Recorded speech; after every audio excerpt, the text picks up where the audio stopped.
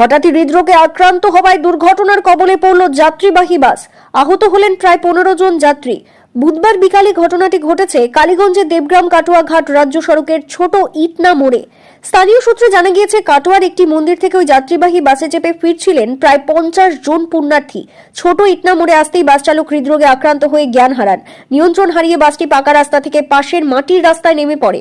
হঠাৎ গতি কমে যাওয়ায় ধাক্কাধাক্কির জেরে প্রায় 15 জন যাত্রী গুরুতর জখম হন। স্থানীয় লোকজন বাস চালক সহ আহতদের উদ্ধার করে হাসপাতালে নিয়ে যায়। কালীগঞ্জ থেকে মানিক শেখের রিপোর্ট, জি নিউজ বাংলা।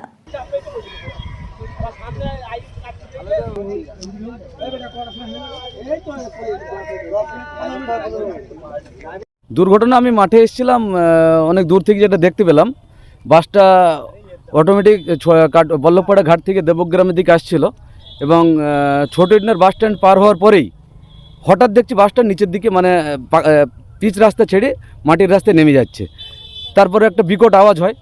আওয়াজ হওয়ার সঙ্গে সঙ্গে আমি এবং এলাকার যেসব মানে ছোট ইটনা বাজারে যারা ছিল সবাই এসে উপস্থিত হয়।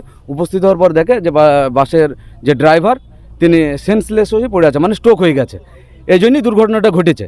বাসে প্রায় মোটামুটি 50+ যাত্রী ছিল।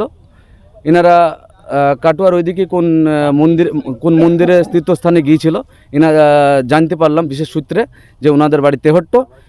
এবং তারপর আমরা আসার পরে প্রায় 15 থেকে 20 জন অসুস্থ হয়েছিল, মানে ধাক্কা লেগে আরও ফেটে ফুটে গেছে। তাদেরকে আমরা গাড়িতে করে প্রাথমিক স্বাস্থ্যকেন্দ্রে পাঠানোর ব্যবস্থা করেছি। ড্রাইভার কোথায় আছে? ড্রাইভারও যে গাড়িতে করে মানে যাদের ইনজুরি হয়েছে পাঠানো হয়েছে, ড্রাইভারও ওনাদের সঙ্গে নিয়ে গেছে।